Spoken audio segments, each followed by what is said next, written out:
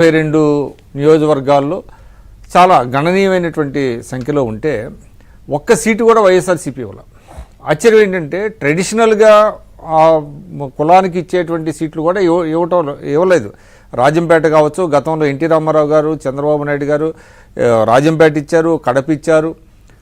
కడపలో చిన్న correction up to ప్రకాశం వరకు అదే ఇప్పుడు చెప్పబోతున్నా. ఇప్పుడు ప్రకాశం కూడా దాని దర్శి, గతంలో దర్శి నుంచి బలిజేకి ఇచ్చేవాళ్ళు.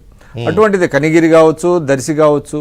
అంటే రాయలసీమ, ఉమ్మడి రాయలసీమ జిల్లాలు ప్లస్ ప్రకాశం జిల్లాలో ఎక్కడా కూడా బలిజలకి ఒక్క సీటు కూడా ఇవ్వాలి వైఎస్ఆర్సీపీ. వాళ్ళ ఉద్దేశం ఏంటంటే అసలు అది ఆలోచన కూడా ఎలా ఉందనంటే దాదాపుగా 2-3 సందర్భాల్లో కూడా మాట్లాడారు. అంటే పవన్ కళ్యాణ్ కూటమిలో ఉన్నాడు కాబట్టి బలిజలంతా పవన్ కళ్యాణ్కి, చంద్రబాబు నాయుడు గారికి వేస్తారు కాబట్టి మనకి ఎయిర్ కాబట్టి వాళ్ళకి ఇవ్వాల్సినటువంటి అవసరం లేదు అనేటువంటిది. అంటే ఇక్కడ చిన్న ఉదాహరణ నేను ఒకటి చెప్పదలుచుకున్నాను.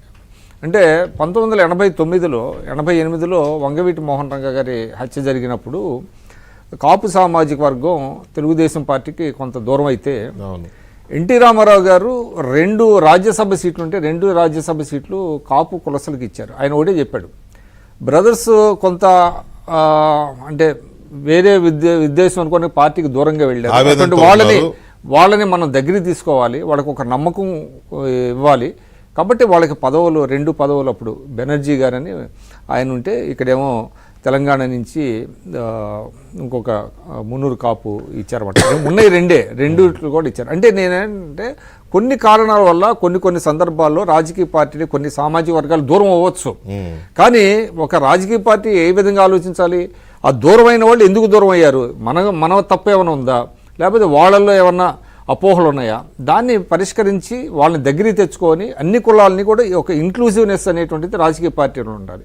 అంతే తప్ప మనకి ఈ వర్గం అవసరం లేదు, మనకి ఈ వర్గం కావాలి, వీళ్ళు ఎక్కువ మంది కాబట్టి వీళ్ళని దగ్గర తీసుకుందాం, వీళ్ళకి ఇవ్వాల్సినటువంటి అవసరం లేదు అనేది చాలా దుర్మార్గమైనటువంటి ఆలోచన. సెంట్రల్ కోస్తా కానీ లేకపోతే దక్షిణ కోస్తా కానీ ఈ జిల్లాల మీద, అంటే 6 జిల్లాలు వస్తాయి మనకి. ఈ 6 జిల్లాల మీద మీ అంచనా ఎలా ఉంది? ఎందుకంటే ఎందుకో పర్టికులర్గా అడగాల్సి వస్తుందంటే రాయలసీమలో బలిజ ఎంత స్ట్రాంగ్ హోల్డ్ ఉన్న కమ్యూనిటీనో మీకు ఈ జిల్లాల్లో కాపు కమ్యూనిటీ అంత బలమైన కమ్యూనిటీ.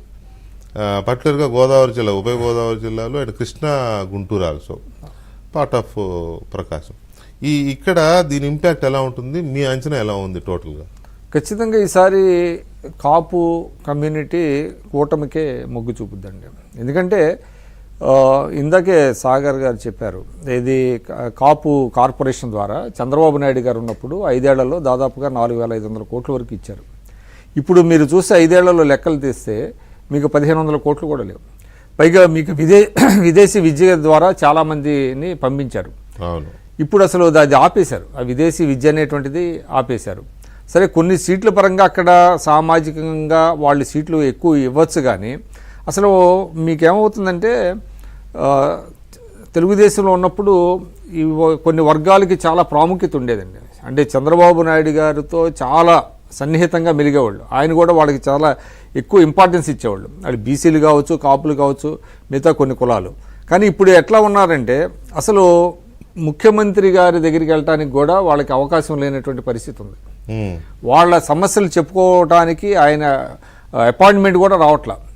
కాబట్టి అక్కడ ప్రాధాన్యత లేదు. అంటే సంఖ్యాపరంగా ఎక్కువ ఉన్నారు కాబట్టి ఏమన్నా ఎక్కువ సీట్లు ఇచ్చినప్పటికీ మీకు ప్రభుత్వం మొత్తంలో చూస్తే ఇప్పుడు ఏమవుతుంది, ఎవరున్నారు చెప్పండి? ముఖ్యమంత్రి గారి తర్వాత 2వ స్థానంలో ఎవరున్నారు?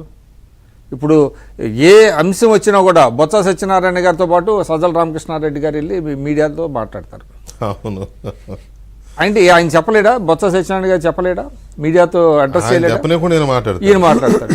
అంటే ఇక్కడ ఆ వర్గాలకి, ఆ మంత్రులకి కానివ్వండి ఎటువంటి ప్రాధాన్యత ఉన్నది అనేటువంటిది కూడా గమనిస్తున్నారు.